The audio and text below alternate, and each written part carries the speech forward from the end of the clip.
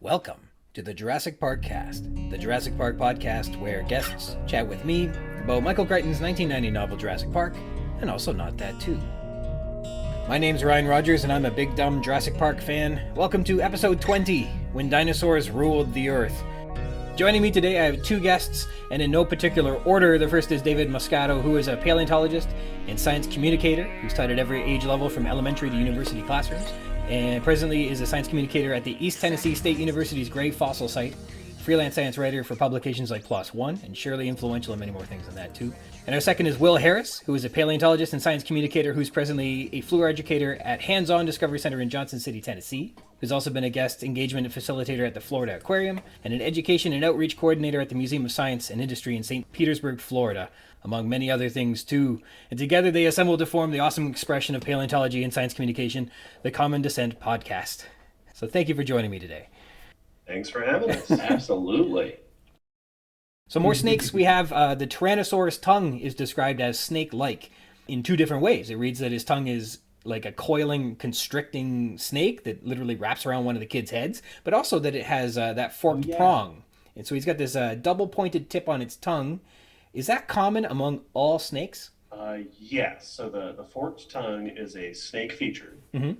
And you also see it in a lot of other lizards. So that's something you see in, for example, in monitor lizards, Heloderma, the beaded lizards have that.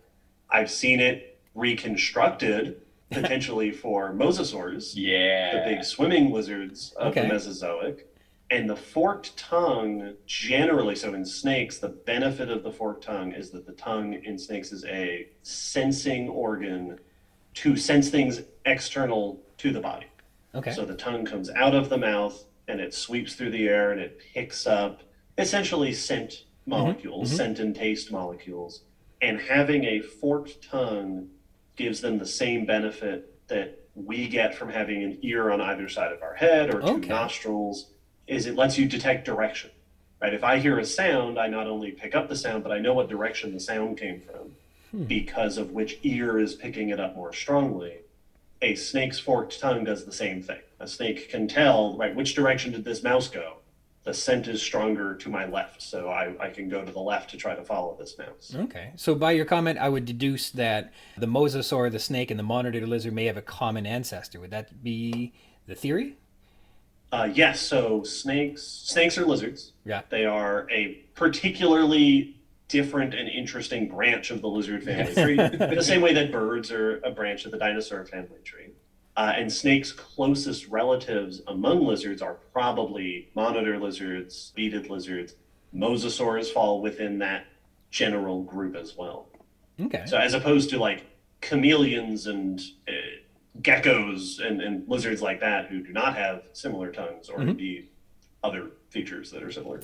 So if a tyrannosaur has the forked tongue, I think the velociraptors have a forked tongue, but it would deduce that all the dinosaurs in Crichton's world should also have these forked tongues. That it would be unusual that some of them would have it, but others would not. That it would be. Would that be reasonable, or do you think it would be specifically theropods? Or it's interesting. So there are lizards that don't, and lizards that do. So there could potentially be dinosaurs that have a thing and dinosaurs that don't. It's odd to imagine dinosaurs with a forked tongue because they wouldn't have been using a tongue for sensing in that way, right? That's not something that crocs have. It's not something that birds have. Their tongues are much more limited and much more restricted usually. And they're using to move around food in the mouth perhaps. Except for things very specialists. So like woodpeckers, is that what I'm thinking of? Woodpeckers have that harpoon tongue. Yeah, the harpoon tongue. So in Crichton's world, if T-Rex has a forked tongue for some strange reason, and Velociraptor has it, then it would be reasonable to assume that it was at least a Silurisaurian thing. Right. Yeah. So we would then see it in perhaps the Compies, the Compsognathus, in things like Troodon and Deinonychus, the other sort of raptor dinosaurs. The Gallimimuses That's right. are part of that group.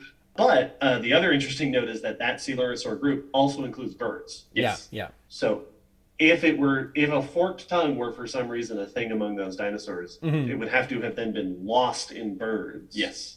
But I think that it is probably very unlikely that T-Rex or Velociraptor would have had a forked tongue. Okay. And if they did, it would be something that they had convergently Right. with snakes, that they had evolved Oh yes. on their own. That was They are not not the anywhere same near origin. related to snakes. No. So as reptiles go. it's not something that is typically considered for dinosaurs. Well, and I remember, this is a vague recollection, but of a behind the scenes thing. Will's pointing at me because he remembers this too. That part of the behind the scenes feature in Jurassic Park the movie was an anecdote about an early animation of the Velociraptor that had them flicking the tongue in and out of the mouth. That's right. That one was going to be claymation. Yes, exactly. Which science advisor Jack Horner apparently made us think about and said, "Don't do that. Yeah. That is not how we are depicting these animals. That's not likely to be how they would act." Yeah, that's the old movie way of showing these animals. Yes, as big lizards, whereas we now know, as we were just discussing, they are almost certainly going to. They're going to have a lot more in common with birds and crocs than with snakes and lizards. Oh, yeah. That's excellent. Well, maybe the T-Rex just bit his tongue, and that's why it was split. Yeah. Do something sharp. Yes. Put it on that lawyer. He cut it down. All right, a big thanks to Dave and Will from the Common Descent podcast. That was an incredible interview. I had such a good time listening to A, their podcast, and B, their answers, because those guys are wonderful.